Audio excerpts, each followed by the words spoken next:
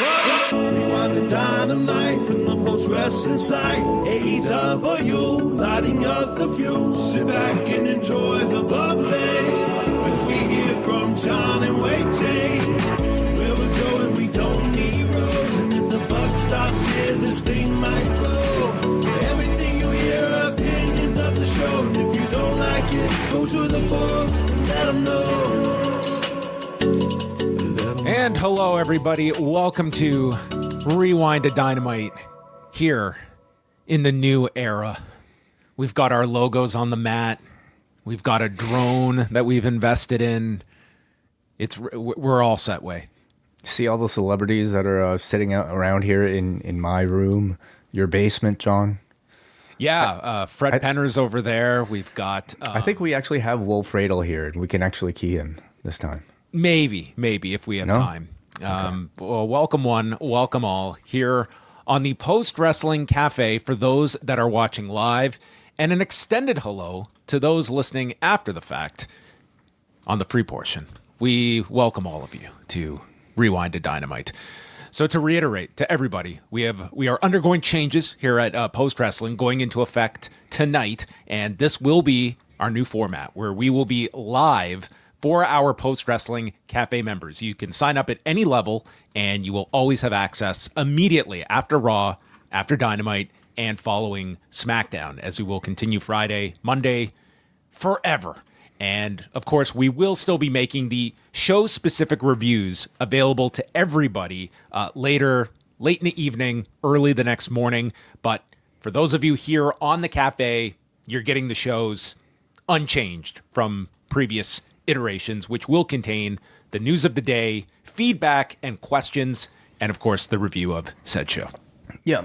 So again, for the last time, we're always trying to evolve our own business, and I think our free shows have tended to become a little bit more bloated, but it also doesn't mean that the content that we're producing for those bloated shows is not valuable. In fact, it's quite the opposite, because the people who choose to really like us actually want us to go often longer. So we're keeping that in the cafe for all of our Post Wrestling Cafe supporters. But those of you who are free listeners listening to us after the fact, you still get your show reviews. In fact, you're going to get your SmackDown reviews now on the free feed coming up on Saturday morning, Friday night / Saturday morning.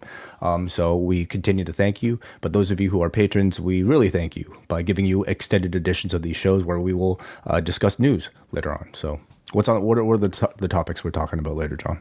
Well, later on tonight, we are going to be discussing a story breaking from the New York Times earlier today about TKO and Saudi Arabia partnering to form a boxing promotion.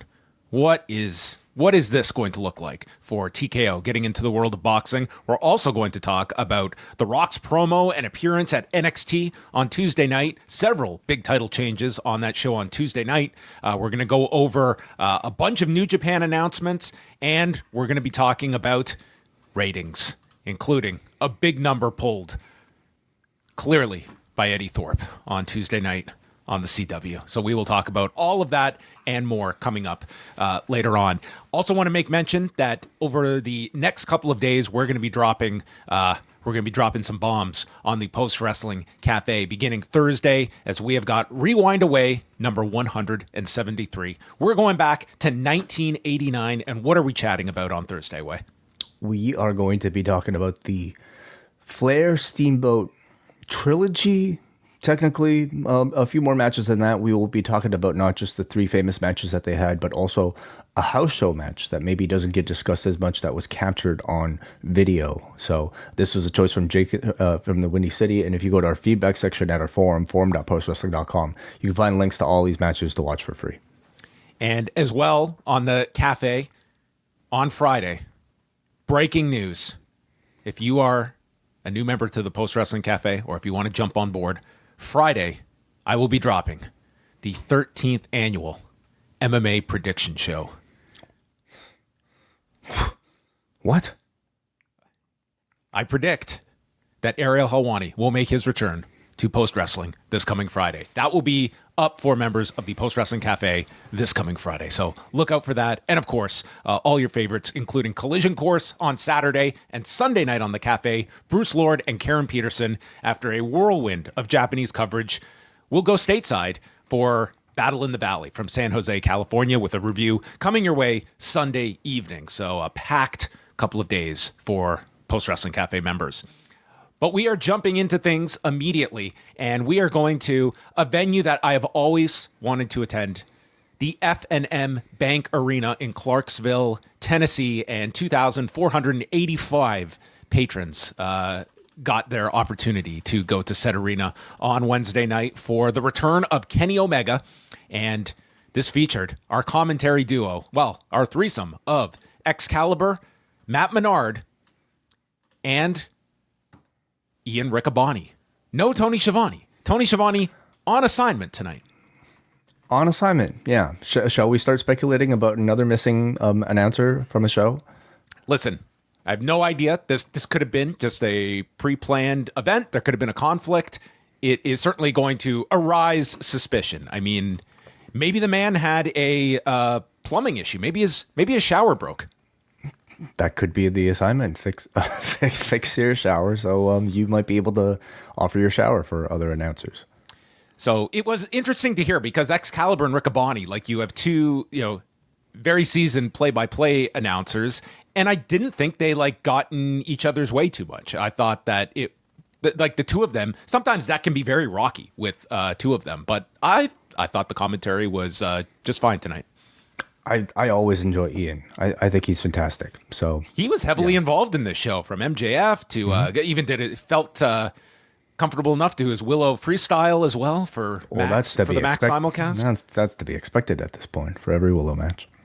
Well, we are kicking things off with Will Ospreay and Buddy Matthews, and this is stemming from the Continental Classic where Will Ospreay had defeated babyface Brody King, now facing babyface Buddy Matthews, and Ospreay is, of course, recovering from World's End, those two brutal matches that he had in one evening, and it's a great start here. Ospreay is just coming at him with all these kicks. Matthews is getting out of the way. You can see these two really just getting into the flow of things instantly. It builds up. Matthews hits a tope con hero, and then they trade blows on the edge, and Oscutter gets caught, and Ospreay is thrown off the apron, landing face first on the, quote, solid oak desk. What wrestling company would invest in solid oak for this particular item that is typically a weapon? Let's get the solid oak version. I'm guessing a company that doesn't want to be replacing its announce tables so often, Let's get the titanium desk. That would be great for everybody. I will say it is an interesting choice because the announce table break is such a, expected trope and convenient trope, we should say, about professional wrestling. And AEW has essentially opted to not use that at all. Oh, that's the styrofoam desk. They also mention Brody King just competed at Wrestle Dynasty over the weekend. We got way more Wrestle Dynasty mentioned tonight than all the previous weeks combined. I mean, don't you think that's at this point kind of expected of whatever this relationship is? Clearly they have something going on where they're not allowed to promote perhaps another streaming service or something like that. But they could talk about the results afterwards. Yes, afterward. I'm looking just if I'm the fan that is. I don't know how many people could not have been aware of all of this, but sometimes I think we also are in a bit of a bubble. But I mean, if I was just a fan of this show and I see this video package, I'm like, you didn't tell me Kenny Omega was wrestling? This looks like a great match, this highlight. Guys all bloody afterwards. The Young Bucks are over there. You didn't tell me any of this. Yeah. That's always going to be the argument for AEW, okay? Like, do they do enough to serve the person who's not plugged into the internet, who doesn't really know all of these guys from New Japan Pro Wrestling? But I would also say, that sort of fan probably wouldn't know any of the matches that were on tonight either. Again, for the sickos, right? This is both a criticism and I think also a point of sometimes to be celebrated, for AEW.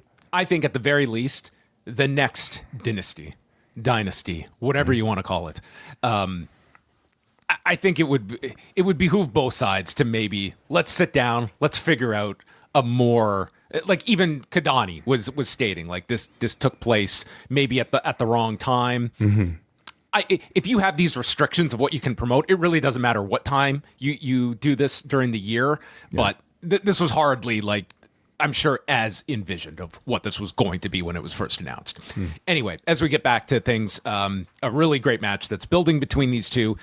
Hidden Blade gets ducked by Matthews, and then Ospreay eats this big knee, but then finishes with the Hidden Blade. Cutter gets caught, and Matthews lifts him up, and it's like an inverted GTS, where the knee goes to the back of Ospreay's head, and then a stomp, huge near fall here. Ospreay recovers, Styles Clash, which I had no doubt after winning the one match, the semifinal on World's End, that Styles Clash is always going to be a believable end to a match now. I think for now, until he maybe lets people kick out a bit too much, but yeah, for now, definitely. For now, he can ride this wave, and then he hits the Hidden Blade, and Matthews is applauded by Ospreay before he pins him in 12 minutes and 40 seconds. And first of all, the match way.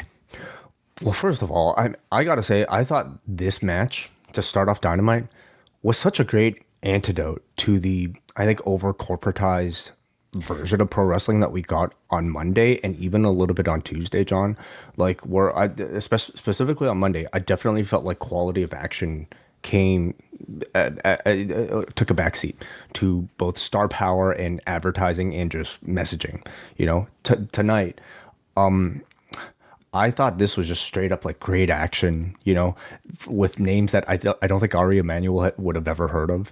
No need for like. In fairness, I don't think Ari Emanuel knew any of the names he watched on Monday either. Okay, he knew The Rock, he knew John Cena, I'm sure. Yeah, there, you know, there's like no need for all of that like fanfare, like drones or like really sort of any like bullshit like that, which like I think is necessary. Sometimes you need all that bullshit, but it was just we got almost too much of it, and I think in hindsight, I really do look back at that Raw at a certain level of distaste, you know, for me, because I think he, as a quality show with interesting narrative, could, like, despite the fact that it had a lot of like sort of like big storyline ending moments, it just felt ultimately very unsatisfying.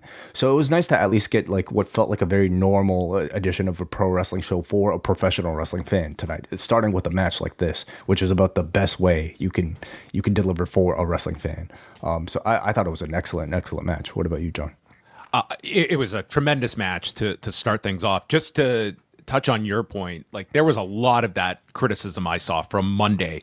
If you were like in a creative director for AEW, and we were talking about this, myself and Brandon, earlier today, is that do you almost lean into that to AEW to make it feel more intimate, more of like going away from that, or does that run the risk? You don't want to be perceived as minor league either, that you're stripping down so much and that you're looking like a product that is so inferior to this extraordinary production that is WWE. I don't know what the answer is to that, but I would say like there were enough people that were like looking at, you know, AEW can find an avenue here that it is something different than WWE, and that doesn't necessarily have to mean it feels like it's low rent either. Yeah. I think they're already very aware of this, you know, ability to perhaps differentiate themselves by their tagline. You know, we're the best wrestle. Like they know that they have the advantage over WWE in terms of just like bell to bell action. I think like, you know, looking at a lot of like best and worst of lists might already be an indicator of that. Just simply having somebody like Will Ospreay and a Kenny Omega on their roster. Like, or will already at least allow them to have that argument. I definitely think being more intimate is what they should be doing anyway. But, you know, like going back to maybe what you're asking about, like not, you know, wanting to maybe emphasize an intimacy or emphasis on like in-ring quality without feeling like second rate. Let me ask you, did New Japan ever feel second rate against the WWE during, you know, it's more peak years, like several years earlier? Yeah, it didn't have that minor league quality to it, no. But because the people that it was appealing to knew that despite not having a giant Titantron or like fire, like I don't know, amazing pyro like every single night, the audience who was watching it knew that the quality of the wrestling and the quality of the storytelling was superior to what was being presented. That's something that they have to promote and they have to find. And let's be honest, that the storytelling is an aspect that I think they do have to improve on, because they've been criticized as much as they've been celebrated, whereas the other company has just been celebrated. This week was like, in my opinion, at least for the hardcores, a week of unsatisfying content produced by the WWE that I felt this episode definitely like contrasted well against. Well, then Will Ospreay and Buddy Matthews both revealed what beer companies they are affiliated with. Ospreay, then we had quite the moment here. He puts over the talent of Buddy Murphy.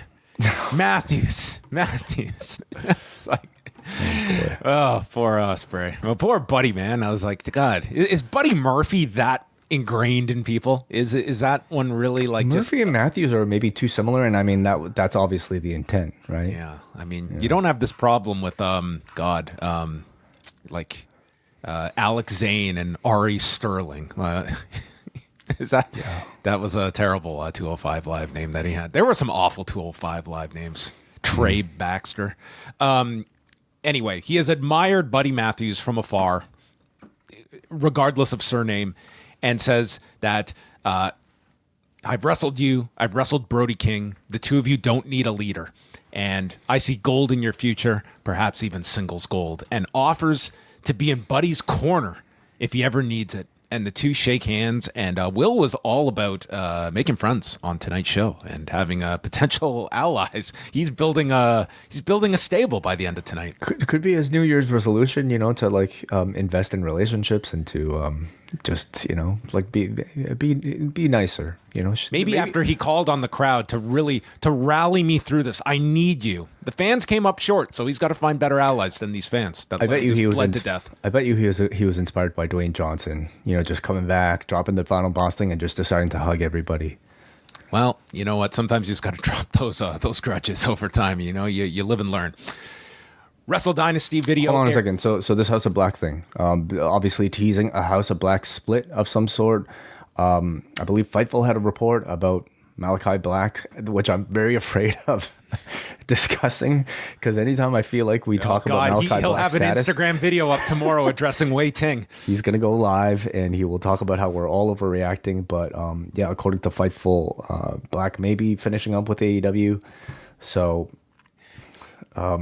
this is not definitive. Wait, it was just a good match he had with Adam Cole. Okay, it's just two guys complimenting each other on a good match. Haven't you ever seen that before? Well, of course, yeah. We shall await for more word before we. This is the most complex individual in pro wrestling, and I'm here for it. It's long-term storytelling, yeah. Well, there you have it.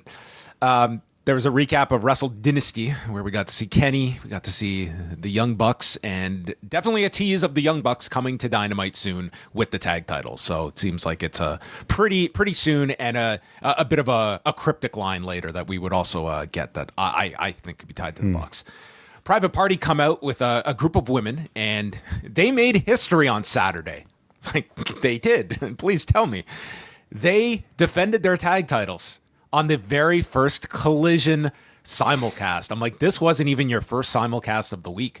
And they're here to celebrate. So I guess the Rock and Roll Express kind of made history as well. I mean, to close the first ever Collision simulcast. Pretty much, yeah, technically everybody made history. Yeah. A lot of history made on Saturday. So they are interrupted by the Hurt Syndicate, and MVP goes to make a toast to Private Party and then hands it off to Lashley, who says, "Here's to the Hurt Syndicate taking those tag titles." And listen, I know the Golden Globes just ended, but man, we had some award winners here, because these women and their reaction to this line by Bobby Lashley was like he had just announced that Private Party, your services are no longer required here in AEW. They were aghast at this line. It was so ridiculous. Yeah, so it looks like Lashley and Benjamin are going for the tag titles, and I don't know where Lashley is going, but wherever he's going, he's being booked exceptionally dominant as he goes toward this. Obviously, it would be the tag titles. I think he could win the tag titles on his own based on this. He kind of could. But, Shelton's been been booked really well as well. So as a tag team, I think they're certainly a lot more interesting than Private Party. And I hate to say it, like Private Party have been pretty invisible in this tag title run. They had a great story teasing a breakup as they won it from the Bucks. But since then, I feel like AEW's just not really done anything with them, or at least nothing to really kind of build my interest in them. So I think the promise of a Hurt Syndicate title reign instead, it feels a lot more inspiring, for a tag division to be built around. That takes us to Lashley and Mark Briscoe with MVP on commentary. I cannot recall such a one-sided match involving like a semi-star here, I would say, in Mark Briscoe. Not the most protected guy, but definitely not like a schlub on the show either. This match was 95% Lashley, destroying Briscoe. Briscoe doesn't even get his first offense in until after the picture-in-picture break. Lashley then goes to the floor, and Briscoe is hidden under the ring. So when he lifts up the ring, he's nailed with a chair by Briscoe. MVP calls for a disqualification, manages the froggy bow. Lashley kicks out at 1, spears him, slams him, hurt lock, and it's over in 9 minutes and 8 seconds. As Benjamin and Lashley continue the attack when Private Party enter, further sending us toward this tag title direction. And yes, all I will say is that Lashley, I mean, they are going exceptionally hard with him. Exceptionally. As they should be. They have a lot invested in him, and he's somebody who I think could be a difference maker if promoted the right way, So yeah, I think sure, sucks for Mark Briscoe and Mark Briscoe fans, but I think Lashley presents a more important long-term investment, and you need to have a guy like that beat somebody established like a Mark Briscoe in order to hopefully, feel big enough. So I thought it was a really good showcase for Lashley. Mark Briscoe took a great beating and had a nice little comeback with a chair, which I thought MVP sold really well on commentary as he was freaking out that Briscoe was able to use the chair and the referee didn't see it and he wanted to call for cheating. So very productive win, I thought, for the Hurt Syndicate. The next match was the Casino Gauntlet, and this has to have been the people that showed up for this Casino Gauntlet. They did not leave unhappy. Mm-hmm. They didn't fly all the way to Clarksville, Tennessee, and were left backstage. That we're aware of, because we got 11 entrants in this one, a match that went in excess of 26 minutes, kicking off with Jay White and Hangman Page reigniting. It's pretty much been ongoing since Wrestle Dream. And we see the Buckshot, the Blade Runner, and Deadeye all attempted and countered early on. Third is Wheeler Yuta. And the best the announcers could do was, well, if Yuta wins, it ensures that the title stays with the Death Riders. And he is there, I guess, as a advocate for Moxley, although they didn't really, I think, give a real convincing reason why this guy was even in this match. But there he was. He was there to play spoiler by the end. Ricochet is fourth, but when he comes out, they play Swerve's music, but it's a swerve, and out comes Ricochet. No scissors, and actually not too much follow-up on that angle from last week. Swerve is gone, so that's about it. Should he? I mean, really... we saw this man stabbed nearly to death last week. I think maybe it requires a little of a. By the way, he's hospitalized. Yeah, I guess it's assumed he's as disabled as a Darby Allin might be. He's been stabbed. Yeah. Did you happen to catch Javon Evans' update on NXT Tuesday night with his broken jaw? Yes. Mm-hmm. Maybe the best promo of the year. You got to get creative, I guess. Yes.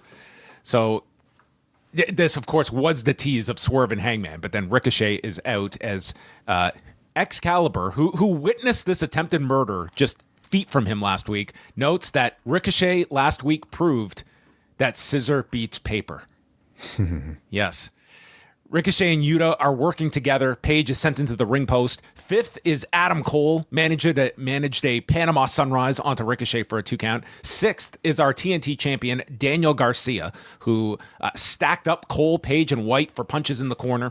Seventh is Powerhouse Hobbs, and they explain the history where it was against Moxley last year that he injured his knee back in April, and Hobbs is Ricochet stands up to Hobbs and just gets sent to the floor. Then White is next, and Hobbs is just plowing through everyone. Roderick Strong was in 8th, so we're building up the Undisputed Kingdom here. Lance Archer is in 9th, and he delivered choke slams all around to everyone and then had a big showdown with Hobbs, allowing everyone to chant for meat. 10th is Kyle O'Reilly. So we now have 3 members of the group, and they start working together. And our final entrant here in Tennessee, Jeff Jarrett. But he can't even get to the ring because Yuta, who's just been staking himself by the entrance, jumps Jarrett, and they fight to the back. Hobbs clotheslines Archer out of the ring, and after absorbing kicks to his knees by Kyle O'Reilly, he catches O'Reilly with a big spine buster, pinning O'Reilly in 26-33, and it will be Jon Moxley against Powerhouse Hobbs for the title in Cincinnati next week at Maximum Carnage. And Renee is tasked with interviewing Hobbs in the ring and asks his thoughts about facing Moxley next week. He says, "We're going to shoot, brother," and says that Moxley brought him into AEW, but next week he plans to shock the world, and I'm going to make Jon Moxley my bitch. And Renee at least sold this as like, that seemed like a little over the line. She didn't just have like some, like smiled at this line. So, yeah. She plays it perfectly. She plays it very well, where it would have been ridiculous if she just had like a smile on her face during this. She perfectly like evokes, I'm bothered, but I'm trying to stay professional, you know? So Moxley and Hobbs next week in Cincinnati, which is, an interesting location, given it is Moxley's hometown. I guess it'll be interesting to see like who the crowd cheers. I'm assuming Moxley, but maybe he'll cut such a big promo. Actually, you know what? Yeah, I'm interested to see at least how they play it. You know, Hobbs, I wouldn't necessarily say is a hot character, but they have the story of him being injured by Moxley, and who's to say they can't use the opportunity to put him into a story. So we'll see how that goes. I really love the Casino Gauntlet. You know, it really is. It's a great match type because it gives you the surprise element of the Royal Rumble, but allows far more dynamic action, allows people to actually wrestle because you're not bound to the confines of having to stay in the ring. You're not even bound by the specific number of participants or the intervals, which is, I think, part of the brilliance of it. So I thought another thoroughly entertaining Casino Gauntlet with great atmosphere that they kept to like pretty interesting participants, I would say, for the 10. And they were very productive with, especially, I want to say, well, the Undisputed Kingdom, you got to see them actually wrestle as a team. But also Jeff Jarrett, who got a great reaction for, first of all, his entrance and also being taken out by Yuta. Ian Riccaboni, after the break, is with Jeff Jarrett in the ring and stated, "We were all hoping for the storybook ending tonight in Tennessee." And Jarrett says that he's got to ask himself if he still has it in him to climb that mountain. And before he can go on, MJF interrupts and he instructs Ian Riccaboni, "You Bible-thumping prick, get out of my ring." And he calls himself the greatest champion of all time, and he wants his Triple B back. Jarrett, you failed tonight due to Wheeler Yuta, and says none of the men in this match are worthy of holding my belt except for you, Jeff. And he explains that Jarrett is so old, his dad told him he was a fan of Jarrett when he was a kid. And the clock is ticking on Jeff's career, and MJF reveals that Jarrett's contract that he has signed with AEW is only for 1 year. So we do get the length of this deal. Why? Because that's all Jarrett had as an option. That's all pro wrestling thinks he has to give. 1 year to prove that he's still got it. So I guess we have to believe maybe there's an option that can be picked up. Yeah, he could always sign another year extension, I guess. MJF says, "I can help you become champion in exchange for me becoming the first contender."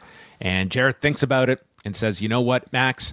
You learn more from your failures than your successes. And here we call someone like you a one-hit wonder. And I've been to rock bottom, not just in this business, but in my life. And I like it there because I'm not afraid to fight my way to the top. I'm going to make the most out of 2025, and I don't need you, you entitled prick." And out walks Jeff Jarrett. And probably something long-term involving these two that they will continue with. And so continues the Jeff Jarrett story of 2025. So I was critical last week of his big retirement tease, only to just announce, an unnamed length of contract that he had signed. I thought it was kind of unbecoming of a babyface to just lead us through those emotions without like really being prompted. If that was all done in service of this segment, then I totally take it back because I thought the segment was excellent. Either way, I'm totally on board now with this Jeff Jarrett story because I thought this segment set up his year-long story excellently. First, I love the explanations that they gave for MJF not being in the gauntlet. He's lazy and he wants an easier path to win than to have to go through the Casino Gauntlet. He doesn't even want to face Moxley, which, he wants to face Jarrett. Like, that's exactly his easy path to the title. His scheme makes total sense. It's far easier to beat Jeff Jarrett for the championship than it is to beat Moxley. Now, how is he going to help Jeff Jarrett beat Jon Moxley for the championship? I mean, it doesn't really matter now. But anyway, I love that explanation. In the same breath, even if he was being sarcastic, MJF managed to remind the audience of Jarrett's accolades. He's a 12-time champion, 2-time Hall of Famer, just like treated him like legend. And this was a crowd, obviously, that, emphasized and amplified that. They, worked here to give us the time limit contract being 1 year, which ticks the clock for all of us to savor a lot of these moments the way we are with the way we did with Sting and the way we are with Cena and Tanahashi. So, man, a lot of tears I think will be flowed. I thought Jarrett's comeback was among like the best speeches I've heard from him on this particular run. First of all, One Hit Wonder totally got over with this crowd. They were chanting it. I think it's a sick burn. I also loved his continued usage of the mountaintop as this sort of like metaphor for this, his final story, essentially.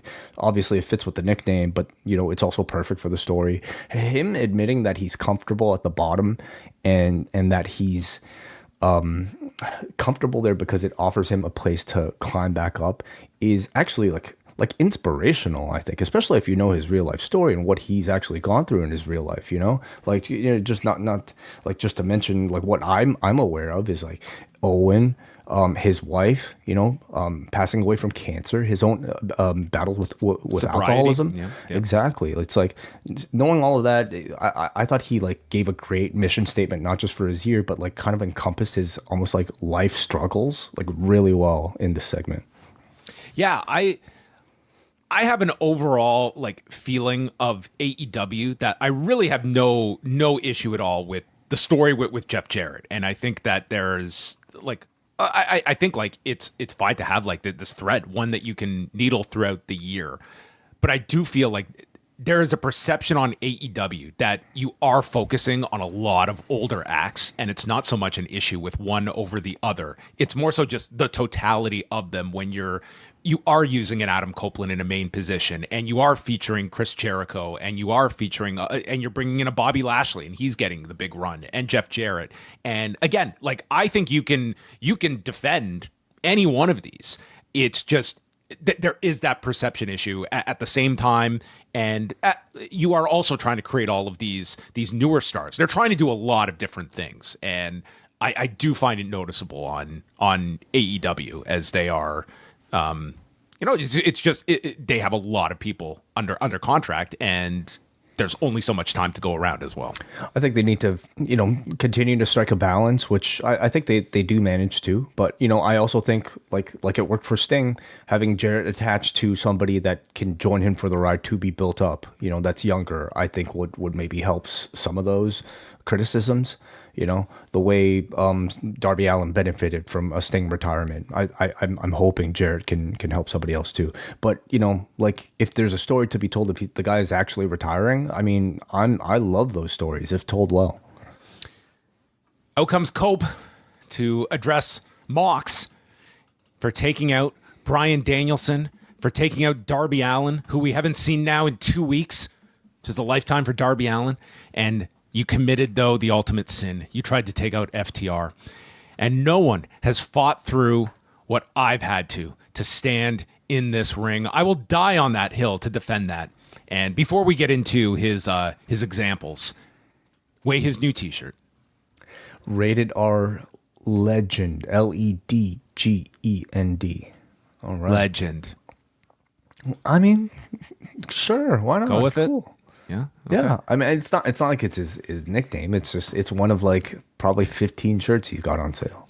Some people did joke that he should have just renamed himself Ledge. At this point, I mean, with the criticisms that I've seen for Cope, maybe that wouldn't have been such a bad choice. I'm really not bothered by it. We'll all get used to it soon enough. But man, people seem to.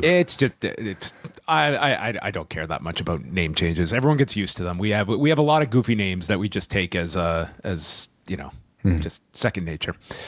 He broke his neck against Eddie Guerrero, but I continued to wrestle for 20 more minutes and won. I broke my leg against Malachi Black, but I got up. I wrestled for 10 more minutes and won. So Moxley, what can you do that hasn't been done to me before? So the Death Riders come out to presumably answer what they can do to him. But then FTR is there to attack them, and we get a big brawl, including Cope and Moxley in the ring. And Shafir grabs onto Cope, and then he grabs her, but gets struck by the briefcase from Pac, and they are outnumbered. Moxley applies a bulldog choke, and then they pull out their plastic bag. They're going grocery shopping on Cope's head. But then Powerhouse Hobbs comes out. The Death Riders retreat. And I like this in terms of just injecting Hobbs into the segment as well. But it really does feel as, Hobbs is the TV match, and Copeland feels like probably the match. I mean, maybe you could put it in Australia, but it could easily be that LA show, the Revolution show. But that's 2 months away. Yeah. I think either one works, honestly. Like if they have Cope challenge at Grand Slam, it doesn't mean they can't do a rematch. If the match is good enough and enough people demand it, if they have a bigger story to tell. So first of all, I want to say, like, plastic bags aren't that easy to find these days, John. Okay, and you're gonna have to pay. Yeah, you got to pay 5 cents. Yeah. Reusable bags, I don't think you can really, like, they don't have the suffocation effect of what they have. Reusable bag. Yeah, so it's hard to suffocate people in this day and age. This is starting to become an expensive spot, I think. Every time they pay 5 cents for one of these bags. Just grab a pair of scissors. Yeah, scissors. Always find a good sharp pair of scissors. I enjoyed all of this. I think it had the seriousness that we want out of like a world title program. I did notice how or maybe I should say I was maybe slightly disappointed because when they announced, or at least when they started teasing this Mox and Cope program, I had hoped for Copeland with his level of ability. Hope for Cope. I'd hope for Cope with his level of promo ability to give us some addressing of exactly what the Death Riders are after, and John Moxley's MO of exactly what this whole thing was supposed to be. He kind of stayed away from that entirely. This just suddenly became, oh, you don't think those guys could win the championship? Well, I can win the championship, And maybe that was done because of the criticisms of this storyline. Maybe they're trying to simplify it to just be about the title, not these reasons and a potential higher power that they all might be working for and all that. Yeah, I had a lot of hope for Cope, but they gave him too much rope, and the logic was nope. Of course. Nigel had was breaking, on when he when he went on a similar run. Mariah May addresses the Casino Gauntlet. We are doing another gauntlet next week for the women, and she wants the women to make history. Dance for me like the marionettes you are before I cut your strings and burn you alive, which is another way to a lot easier than a plastic bag as well. And she hears Harley Cameron screaming in the background, and this leads to Cameron proposing an appetizer for Collision. Hot girl graps. And of course, this is not going to be for a title match, and they will have a non-title match on Saturday. Non-title match on Saturday, yeah. Mm-hmm. Yes. Because I think I heard Excalibur earlier in the show say, it's 2025, the records reset. I'm like, what records? It's not like you've relied on these records at all, but they do still exist if, in some sort of sense. They clearly recognize Cameron's talent to continue to feature her, and she's gaining a lot of just acclaim, I would say, from the audience. So I hope that this is a continued relationship between the two, because I think having Cameron be May 2nd, it is a perfect way to advance her. Okay, yeah, it's it's a way to go. I think there's so much you could do with Harley Cameron. Like, you could throw her into any role, and I think she's gonna run with it, and has done a very good job with what she's been given. Toni Storm, Kris Statlander, Willow, Nightingale. The winner will be in the number 1 position in next week's Casino Gauntlet for the title shot in Australia. And a fast-paced match that they had here. Willow catapults Storm between the legs of Statlander. And that's how we went to the commercial break. This was quite the commercial break, too. Yes, this was. This was not seen on Netflix on Monday, but a potential spot for all commercial break spots in the future. You mean this crotch spot? Yeah. Yes. This is a new twist on the crotch spot. I was more so speaking about the content in the commercial break too. Because I believe so what on Max they don't get these picture-in-picture anymore, right? No, that wasn't the case last week. I assume it wasn't, or it was the same this week. Oh, I'm sorry for the people on Max because they missed quite a hell of a commercial break wrestling 3 minutes here. Okay, so you had Stat. Was all the Snapmares in the break? Yeah, you had Statlander and Kris continue taking turns delivering headlocks to Toni Storm. Okay, which was fun, but then Toni starts snapmaring the shit out of everybody. We got snapmare. She goes to the outside, more snapmares on the outside. Double snapmare. She took these two to Snapmare City, and it was awesome. You could argue she was the mayor of Snapmare City. You could, yes. So we come back from break, and Storm shoves Statlander into Willow, and we've got like 15 minutes left in the show, and Ian confirms that Kenny Omega has arrived. I was like, well, that's great. I'm glad he is here for the last segment of the show. There's a pounce to Statlander, and then Willow hits both with cannonballs, a DVD on Storm, only getting a 2 count. Willow hits a double release German, and then after multiple standing switches, Kris sends Willow out to the floor, and she hits Storm with Wednesday Night Fever. So Kris Statlander will enter first. I thought a really good match that these two had. Really, really strong 3-way match. I continue to be so impressed by Statlander and Willow as in-ring, great. They used to be best friends. Yeah, well, I mean, we might be getting a bit of a reunion, John. That seems to be what they're teasing here. This match I felt like was mostly about that particular story with Toni Storm coming in, working a lot of her gimmick, which I do quite enjoy, and some really fun coordinated 3-way spots. They had some, again, like really fun interactions like what we saw in the commercial. And was this the best picture-in-picture of the year? So far, perhaps, yeah. I'm keeping up to date on new categories. I've already had it suggested funniest moment of the year, which Davey Portman has not only suggested but nominated a particular segment from Monday. Oh, for me, it's my best moment of the year. So. Yeah, best, funniest. They might go hand in hand this year. Best entrance, we can include that too. Oh man, that will be high up there on the year-end list. But a very good match here, and afterward, Toni Storm is interviewed by Renee, and she's all down on herself. She says, I'm not surprised I lost. And she says, I'm just not ready. I wish all the women well next week. I'm just not ready. And so does that mean she's not in the match? I took this as like the idea that she's not in the match next week. Oh, which is fascinating because the winner... But they didn't state that outright, but you would be left to believe, like the way she described it here was that she would not be participating. Okay, well, we shall see tomorrow because the winner does get the title shot at Grand Slam, which of anybody on the roster, you would think Toni would be the one getting that spot. Especially to do it in this character in Australia. Mm-hmm. And you can still do the bigger match down the road when she snaps out of this. Yep. And another thing is that this version of Toni Storm is probably really great to do a lot of the Australian media as opposed to the Timeless character. I know the Timeless character is fun, but this version of Toni Storm can be like she can talk about all her roots in Australia and such. It's fun.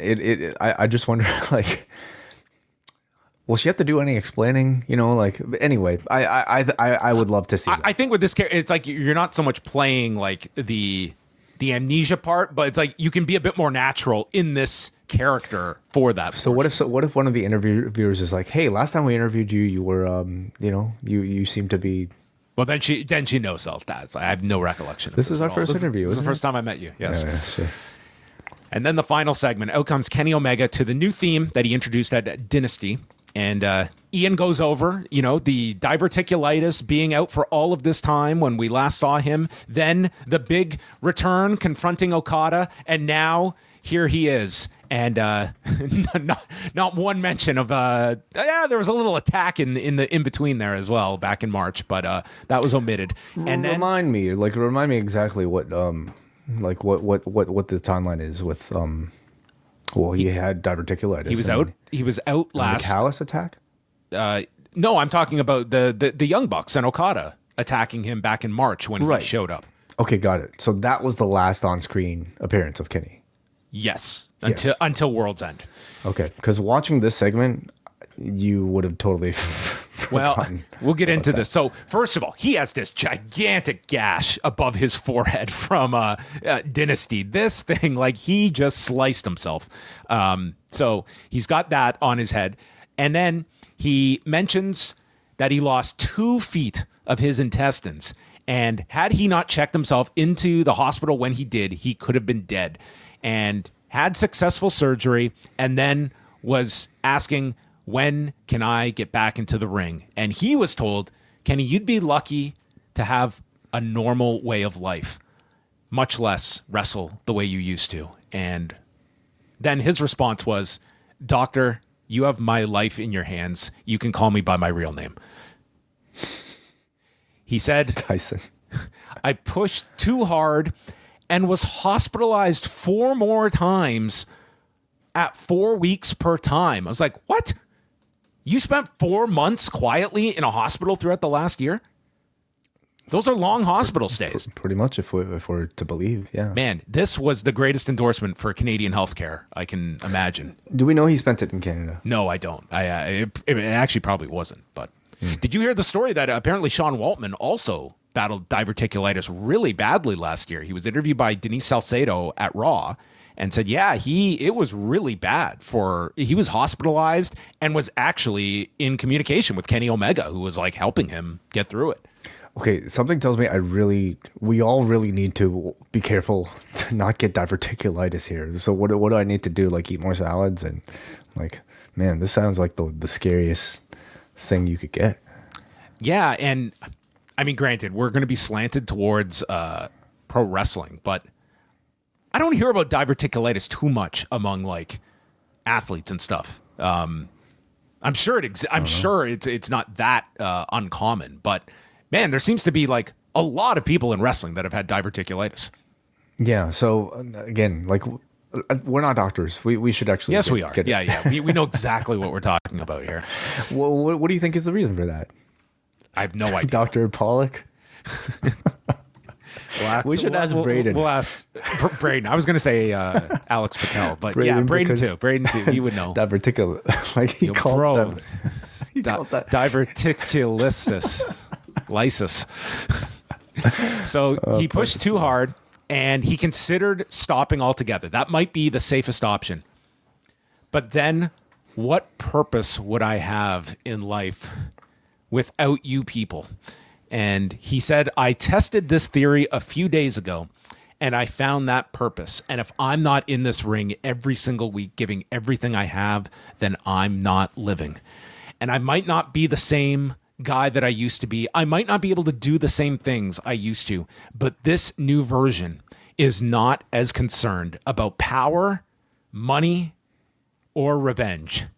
And I think that last word was very obvious that we are going to bypass a major angle from last March because it just does not fit. And I'm actually, it's bad storytelling, but it is for the better if they because I do not think that this should be the direction they go. So it might not be the most satisfying way, but it certainly is better than the way Dwayne. I was going to say, with Cody. Okay. That. Literally, these are two major main event angles in the same week that are pretty much we can't say for sure with the Kenny Omega I think thing. this one just delays it, and then you know what? According to The Rock, we maybe this we'll get to that. We're going to get to that Okay. in the news. I have my thoughts on that.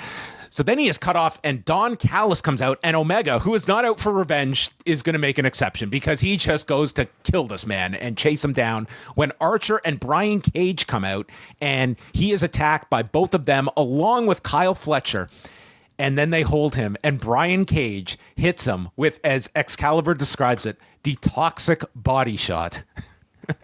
I hope that's the new name for this punch to the abdomen of Kenny Omega, because from now until eternity, this man will be selling his midsection. And then who is to come to save Kenny Omega? It's Will Ospreay, out with a chair to clear the ring as the two men wronged by Don Callis, and then they stare at one another for an uncomfortably long period of time. This show needed to dip to black a lot earlier than it did. And when it finally did, Will has left, and they're sharing like looks at one another. We don't know if they're on the same page, what's going to happen. And then Kenny grabs the microphone and he's about to speak as we go to black. And that's how the show ends. So we did not get to hear from Kenny Omega again. But they did announce before they go off the air that Kenny Omega will wrestle Brian Cage next week. And just watching this, of what they did here, I'm envisioning that you do something notable with, maybe it's a tag. You could do the singles, but maybe it's a tag with Kyle Fletcher in Australia. And then the big one is Omega Takeshita at the end of this whole Callis family. And maybe that's Revolution in LA. That all sounds amazing, dude. Like, they laid out everything here, and it starts with Brian Cage next week. And I thought this was a great job of, you laid out a bunch of stuff here. I will be very happy if they're just going to retcon this Bucks attack. You're keeping the Okada. The Okada's the long term. You're going to, and you could even like assign the attack was all the mastermind was Okada in that whole thing, and the Bucks are somehow, I think they should all be aligned at the end of this with Hangman. I think that's your long-term play. But for the short term, you've got this whole Callis family thing laid out, and Ospreay involved too. Yeah, I think if Kenny had just come back to feud with the Bucks, I think there would have been some interest, but I think it also would have been met with like some groans, because it's something we've seen before. But feuding with Callis is certainly something we've seen before, but the Callis family is entirely different now than what it was the last time. And I think having the promise now and the suggestion of a Kenny Omega Will Ospreay tag team sounds amazing. Okay, like they're your top two in-ring performers in the entire company, and against each other, they create magic, and I have no doubt teaming together and the creativity that Kenny has shown with his tag team partners and the creativity Ospreay has shown with his tag team partners, they could be the greatest tag team of all time. That's at least my expectation. So I hope to see some of that, especially against a Kyle Fletcher and a Takeshita, or even against Cage and Archer. I think those matches are all going to be awesome. So they have that. They have everything else you suggested, John, and it all feels fresh. It feels like a fresh direction for Kenny to come back to. Kenny and Fletcher feels like it's a big match and a great way for Fletcher to continue his ascent up the ladder, but by having possibly another match of the year candidate. Yeah, it would have been interesting had the dynasty match not occurred. I wonder what the reaction to this would have been. Like, all of this on paper sounds incredible, but you would have had I'm sure like some hesitancy about, just hearing this guy like unload what he's been through in the last year. What can Kenny perform at? But man, we are coming off like, I can't stop thinking about that match from Sunday. Like Controversy aside, yeah, it is honestly like the commentary is focused on now. It's going to be a distant memory. Like the legacy of that match is going to be pretty damn incredible, to the point that if that is not my match of the year, then we are going to see something utterly incredible this year, because I think that was just unreal. So I think that only amplifies the interest of this, and there's going to be super high expectations for all this stuff. But man, Kenny's coming off this amazing performance, and it looks like, you're going to get some, it feels like such a shot in the arm for AEW, having Kenny Omega back in the mix. And as you mentioned, a lot of fresh stuff too. The combination of these two on screen is exactly, as I mentioned earlier at the beginning of the review, I think the perfect antidote to the type of product that the WWE seems to be really, really pitching. And I really enjoy the WWE product, my show of the year. But they don't have Kenny Omega and they don't have Will Ospreay, and they don't have the two of them interacting together either as a tag team or opponents. So this is something I really hope AEW plays well, because it could be the difference maker for them. At least I hope. Yeah. So that concluded Dynamite and the announcements for Collision on Saturday. Mariah May against Harley Cameron, Chris Jericho against Dax Harwood, and Cope versus Bill. Cope and Bill. Mm-hmm. Yes. And next Wednesday, Omega Brian Cage, Christian against Hook, the Women's Casino Gauntlet, and Moxley against Hobbs in Cincinnati. And they're doing back-to-back nights in Cincinnati next week with Collision the next night as well. So that is what is coming up there on the Dynamite side of things. Just wanted to highlight some messages before we Yes. go over to the cafe. From apparently we do have a couple of doctors in the chat room. Thank you guys for being in the cafe. I'm kind of kidding, of course, Dr. Google, but we do have Charlie mentioning an inflammation or infection in one or more small pouches in the digestive tract. Diverticulitis is more common after age 40. Thank you for that. E Fallon 28 says, I had diverticulitis 20 years ago. Went away in 3 weeks with antibiotics. One cause is a high protein diet, which I guess is in line with maybe the professional wrestler's typical diet. Yeah. So I'm thinking roughly Brock would have been around 33, 34 when he had it. And that was largely like it was diet related. That was his thought about it. Yeah, a high protein diet I think would be an understatement for a man who loves hunting as much as he does. I also wanted to make mention, we're not, because these are behind the cafe, we don't take super chats for these shows anymore, but we did receive a couple that I did not get to on the Monday, and they are from JBoba28, who sent $5 to say that for Raw. It was the first Raw I've seen from beginning to end in over 10 years overall. The show was mid and the pacing was off. Cena's promo skills have eclipsed The Rock's. I wouldn't necessarily say that. I didn't think you had The Rock really cutting a promo on Monday. It just felt like more of a, An address. Yeah, from Dwayne, board member Dwayne. And then we also have one from Scumbag Trav, who sent $5 to say, glad I was able to catch your show live. Raw was visually impressive as it gets. Awesome Netflix debut. John and Wai, thank you. I appreciate your work. And we appreciate you as well. Thank you. You're our scumbag. We appreciate it very much. So at this point, we're going to be continuing the show on the Post Wrestling Cafe. Again, we're going to go over NXT from Tuesday and discuss board member Dwayne. We're also going to talk about the formation of a boxing promotion that TKO looks to be aligned with Saudi Arabia to launch this year. And we'll be going over several ratings notes, New Japan announcements. We're going to take a look at this Saturday's Battle in the Valley card and the whole lineup for New Beginning in Osaka, along with a really cool thing that they're doing with Hiroshi Tanahashi on this next tour. So for those that are watching the free portion, we thank you very much. We will be back on Friday with Rewind to SmackDown, and we're going to be continuing on over. So if you want to join along for the XL edition, postwrestlingcafe.com, $6 gets you access for 30 days, and we're doing a special promotion through the end of the month, where if you sign up for an annual subscription before January 31st, you get a free month between now and the over the annual period. So consider joining up. And of course, Rewind Away is dropping on Thursday, prediction show on Friday. So now we head on over to the Post Wrestling Cafe.